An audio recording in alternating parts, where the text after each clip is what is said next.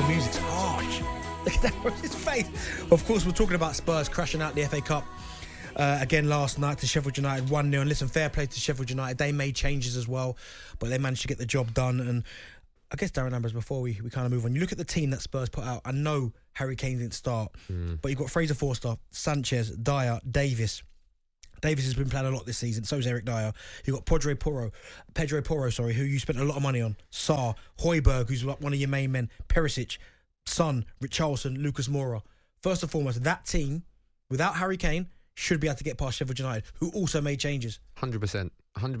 That team that they've put out, Conte and Stellini, they've put out this team. Okay, they've made the change. At the start of the show, I said, look, Harry Kane has to play.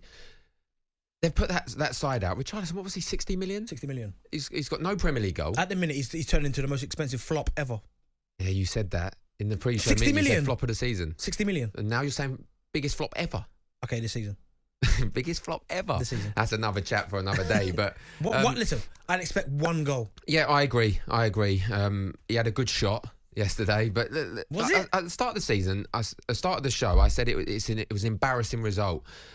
And I'm not saying that as disrespecting Sheffield United, because look, for me, there'll be a Premier League side next season. I think they'll get promoted, so they're going to be in the same division. What's embarrassing is it gets thrown at me as a Spurs supporter that we never win any trophies, and I can't argue back to that. Look, 2007-08, I think you were there the last time they won a trophy. Yeah, am I right? I was watching. Yeah, so you was watching, so probably supporting the opposition, being a massive Arsenal fan. Oh, no, don't start them rumours. But yeah, and then I remember 1990, 1991, the FA Cup. I mean, I was 7, I think, where the last time we won a real domestic trophy, and then 1960, I believe, 61 till the last league title. So that always gets thrown as a Spurs supporter, and that's why I said the result's embarrassing, because if you look at the teams that are left.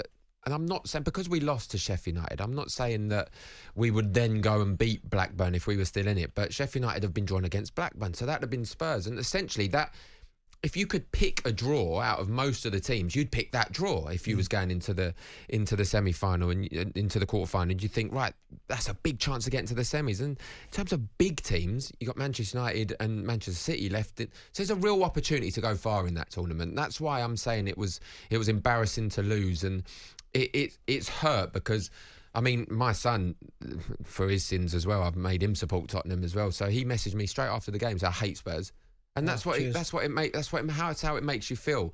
Sometimes you're full of love and you love watching Spurs, and they pick up results against Man City, and then they go and lose to Sheffield United in the FA Cup when there's a real opportunity of going far. And it is horrible that gets thrown at you so many times. And then you got West Ham, Fulham, and Ipswich fan in behind the glass all singing "Spurs are on the way to Wembley."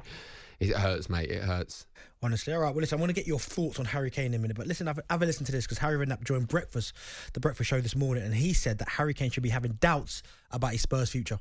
Now, he looked a bit low, very low last night, and maybe he's thinking to himself, well, hang on, it looks like I'm never going to win a trophy here.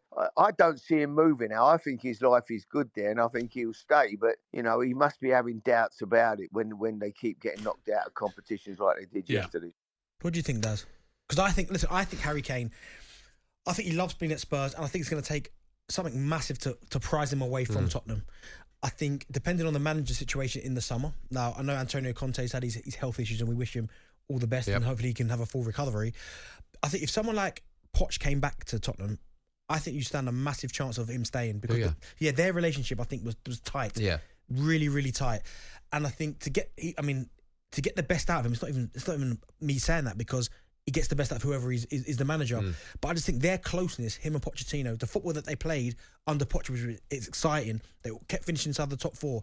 I think if he was to come back to the club, I think potentially that might be a road where Kane goes, you know what, I'm quite happy to stay at Spurs. I will stay. I think if he doesn't leave, I think it could be it. I think he could, and as Harry Redknapp had said earlier, I think he could spend his career at Tottenham. In terms of managerial, no one knows how he gets on with Conte. For me, watching the documentary when Jose Mourinho is there, it looks like he got on really well with him. Looks like he gets on really well with Antonio Conte, and we know the relationship he had with Pochettino. And I think potentially, if Pochettino was to come back at the football club, there's a lot of rumours over that, and a lot of Spurs supporters would want him back. Then, yeah, he could sign a new contract and he could stay at Spurs for the rest of his career. I think he's thinking, can I keep saying, we'll give it another year, we'll give it another year to win a trophy, we'll give it another year? I think the best thing and the worst thing to happen to Spurs is Harry Kane beating Jimmy Greaves' all-time goal-scoring record, because I felt that was a certain reason as well that he wanted to stay at Spurs, to beat that. He definitely wants to stay in the Premier League, in my opinion. I think he wants to break Alan Shearer's all-time goal-scoring record in the Premier League, which I think he will do if he stays in the Premier League. In maybe 2.5, 3 seasons, I think he'll do that on his current goal-scoring record. But, I mean, I don't know if he's going to stay, and I don't think any Spurs... I don't say all of them, but I don't think many Spurs fans will begrudge Harry Kane moving on.